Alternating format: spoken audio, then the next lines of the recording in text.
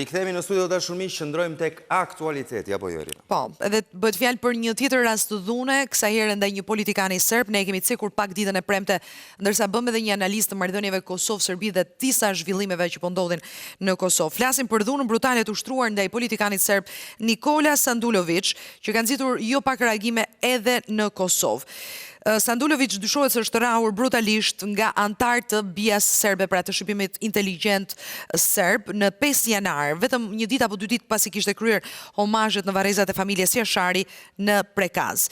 Mes autorëve të kësaj ngjarje dyshohet që të jetë edhe Milan Radoiçiç, ish-nënkryetari i Listës Serbe, apo edhe organizatori i sulmit terrorist në BIA-s. Ishte edhe vetë prezent. Po, Sanduloviç ndodhet aktualisht në spital, në gjendje të rëndë. Vajza e tij Klara ka akuzuar agjentët e shërbimeve sekrete të BIA-s, siç thashë të shërbimeve sekrete serbe, se kanë dhunuar keq në zyrat qendrore në prezencë të kriminalit Milan Radoiçiç.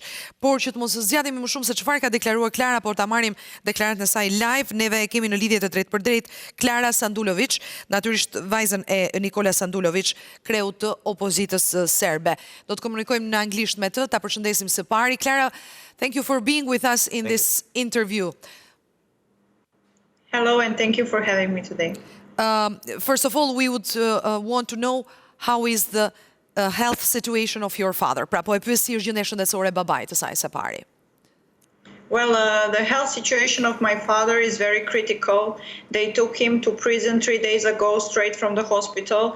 When they were putting him into the van to drive him to the prison, he was half conscious. He was losing his conscience, and they were waking him up. There is a video of that as well. And since then, no one could get any information on his current health. And yesterday morning, I went to prison. I asked everyone to give me any information, and the policeman there told me that they are very sorry for everything, but that they are forbidden to tell me or anyone else anything. Okay. Pra Klara po thot që 3 ditë më parë babajnë e saj e kanë marrë, e kanë dërguar në burg, pra e kanë arrestuar në atë gjendje kritike në cilën ishte, pam edhe pamjet edhe videoja. Me njerë pasi është dhunuar. Po, pas dhunës të ushtruar, pra një gjendje vërtet kritike, ai pothuajse ishte i pa ndërgjegjshëm, thot, dhe pa ndjenja kur e kanë marrë dhe e kanë dërguar në burg. Ajo dje ka shkuar për të marrë informacion për gjendjen e tij shëndetësore dhe që është kritike, a? Po, nuk ka asnjë informacion tashmë sepse nuk i japin nga burgu, pra apo nga punonjësit e policisë nuk i japin asnjë informacion për gjendjen e tij shëndetësore. Clara, we were surprised when we discussed this situation of your father last Friday in this show. We were surprised about his arrest and the fact that he is in prison. What is he accused for? Because this is very strange. Pra po e pyes për çfarë akuzohet nga autoritetet serbe Milan Sanduloviç, Nikola Sanduloviç, ndjes. Pse është i burgosur pra? Yes. The only thing they accused him was that he was spreading the speech of hate by putting the flowers on the grave of Albanian victim. Now, I need to point out that he put the grave, it's written on the grave, the name was Blerina Jashari, and she was a 7-year-old little girl. That is an innocent victim. So this is what happened, and for this they did all this to him. Just to understand if I got it correctly, he put flowers at the grave of Blerina Jashari, you said? Yes. Okay, and this is what is called now from the authorities as gjua urrëties, apo jo, mos gabojmë. He's spreading hate. Yes. Okay, let me translate for the Albanian public. Pra Klara thot që e vetmja gjë që babai, pra ai ka vizituar, ka kryer homazhe në varrezat e familjes Jashari në Prekaz dhe ka vendosur lule në varrin e Blerina Jasharit, një vajzë 7 vjeçare që u vra pikërisht në luftën në Kosovë. Dhe por është akuzuar nga autoritetet serbe për përhapje të gjuhës së urrëties, të dhunës. Lidhur mbase pikërisht me këtë moment që ai ka mbase e ka postuar, did he make any public let's say material post on his visit in Prekaz? There are posts. He expressed the condolences to all innocent victims, which is not the crime. Yes, he of didn't course. praise any war criminal. He said he's very sorry for the innocent victims, which is a peacemaking act, and this is not the crime. Klara thot që babai i saj ka bërë postime, ka bërë reagime, por thjesht duke shprehur keqardhjen e tij për gjithë viktimat e pafajshme të luftës, pa lartësuar apo pa asnjë le të themi përmendje apo akuzë ndaj atyre që janë le të themi kriminalët e luftës.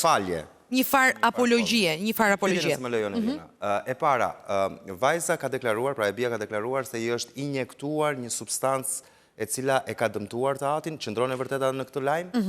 So my colleague is asking, we have read some statements, your statements, saying that your father has been administered some kind of injection or some kind of substance.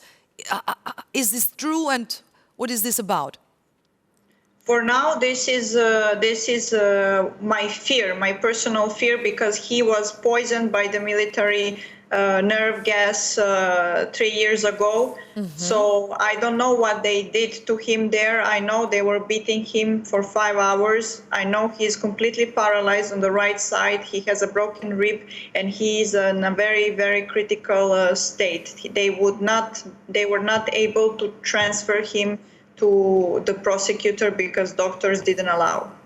So this incident with the gas you mentioned happened 3 years ago. Yes, they also kidnapped him and returned him after 10 days. He came back from the intensive care in a wheelchair, completely paralyzed.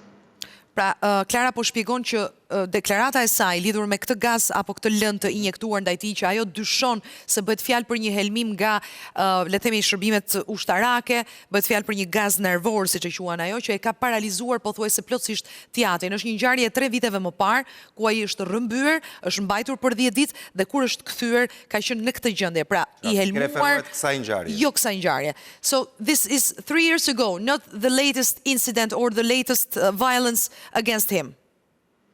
Yes, but I also need to point out that this time his health is even more critical. Right now, this is the matter of life and death. It is a big question if he is going to survive or not.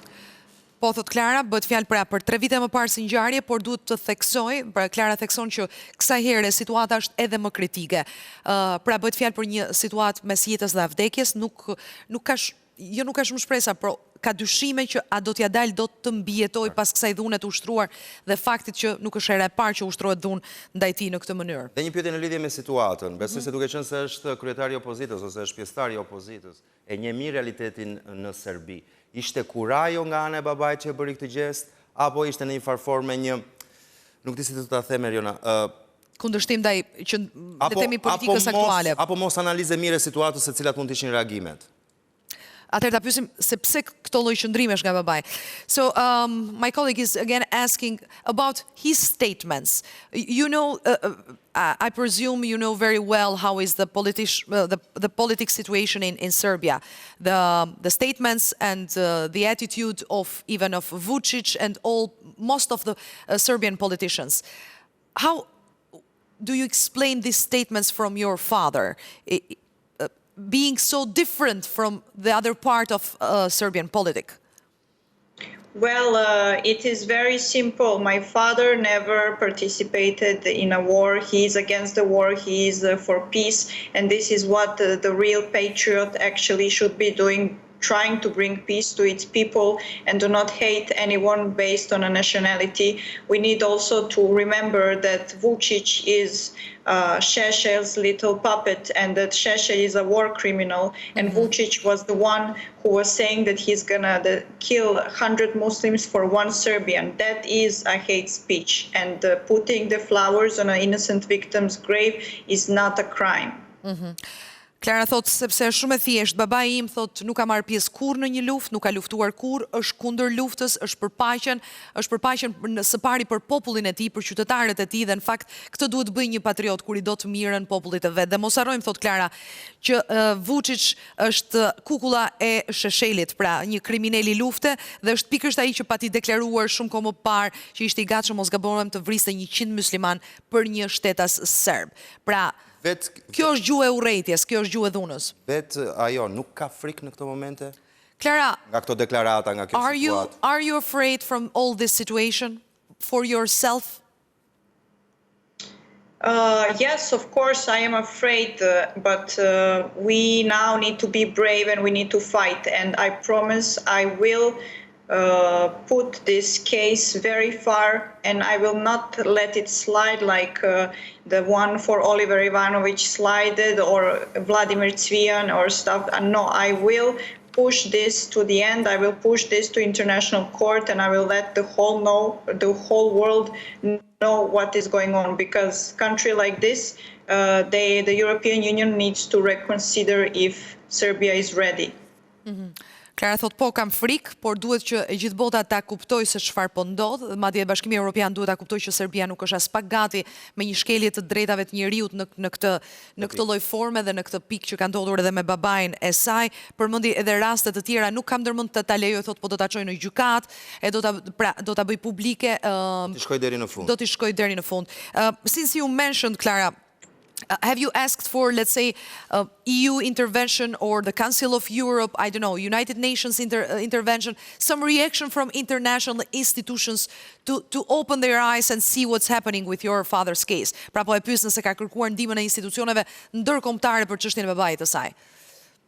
Yes, we are in touch with all of them and we are getting reactions and I think everyone will do their best to help us. We are filing a complaint on Tuesday, tomorrow, and we need to request that they leave him let him out for the house care, because I am sure that they are keeping him in jail to first hide his current state, because it is the most horrible thing I think this region would see, and the second because they want to kill him there. Në fakt kemi kërkuar, thot Klara, kemi kërkuar reagimin e ndërkombëtarëve, madje nesër do të ketë një lloj, le të themi, peticioni apo një shkallë më tepër do të vazhdoj, pra le të themi lufta dhe betejë e saj ligjore për të kërkuar që babai të qëndrojë në arrest shtëpi dhe që të mund të marrë gjithë ndihmën mjekësore, por ajo çka është më e rëndë, Klara theksoi që jam e sigurt, thotë, që e mbajnë aty për ta vrarë, pra e mbajnë në burg, jo vetëm për të fshehur gjendjen e tij reale, që askush mos të shohë dhe të kuptojë se si është gjendja e Nikola Sanduloviç, gjendja e tij shëndetësore, por edhe për ta vrarë. Mesazh ky? Është mesazh që po jepet palës së opozitës? You are convinced, vetëm përpara se të pyesim për mesazhin, dua ta theksojmë këtë. So you're convinced that he might be killed inside the prison. Pra, po e pyes nëse është e bindur që mund të vritet brenda burgut. 100% clear. Is this a message you want to give also to the Serbian opposition? There is no Serbian opposition here, unfortunately. They are all silent. No one is giving any support. They are either afraid or paid. And even the media in Serbia, nobody contacted me, but they contacted Šešelj to give a statement how my father deserves it and how he is a traitor, which is also a hate speech, and he will also we will see him on court as well. Është vërtet për të ardhur keq ajo që po shpjegon Klara në këto momente, nuk ka opozit, thot, në Serbi, jo vetëm që nuk ka opozit, po nuk ka as media, askush nuk na ka mbështetur, thot, media apo gazetarët në Serbi nuk më kanë kontaktuar për të më pyetur se çfarë ka ndodhur, përkundrazi kanë kontaktuar Sheshelin për të dhënë deklarata që në fakt babai i saj e meritonte gjithë këtë ngjarje, pra dhunën e ushtruar ndaj tij si tradhtar i kombit apo i atdheut. Nuk e di nëse ke ndonjë pyetje tjetër, se janë sekondat e fundit për Klarën. Nga ana juridike nëse mund të bëj diçka, pra nëse nga ana juridike mund ta nxjerrë baba nga kjo situatë, nëse ka shpresë në këtë drejtim. Kam përshtypjen ka lidhje edhe me atë që do të bëjnë nesër. So we wanted to know, you mentioned something yesterday on judicial, let's say, path? What are you going to do to have him released in house arrest at least? We are in touch with very big lawyers and human rights fighters across the UK, and they are all willing to jump into this case because Serbia is violating the conventions of European Union and of human rights, and it is this cannot go on. Okay, I really hope you succeed. Klara thot që jemi në kontakt edhe me kam përshtypjen me një firmë të rëndësishme avokatësh në Britaninë e Madhe, po, të cilët janë gjithashtu ekspertë edhe për sa i përket shkeljes së të drejtave të njerëzit brenda Bashkimit Evropian dhe kanë bindjen që do të ketë një lloj reagimi ose do të ketë një lloj përgjigje pozitive, sepse bëhet fjalë për një shkelje të autoriteteve serbe të konventave të drejtave të njerëzit. Po starem që është dhe politikanë. Nuk është thjesht një individ. Patjetër. Clara, we really hope, first of all, that your father gets better and improves his health situation, and then that you can succeed in this legal battle, which is not going to be easy at all. But really a big applaud for your courage to speak to us, to talk to us, which is a big thing. Falenderova Klarën duke I uruar natyrisht që babai saj së pari të bëhet mirë dhe më pas t'ia dalim ban me këtë betejë ligjore që besojmë që nuk do të jetë as pak e lehtë. Thank you very much. Thank you very much. Best regards. Ne të dashur miq, në këtë moment të shkëputemi, ndrojmë tematikë, kemi ende një pjesë së bashku.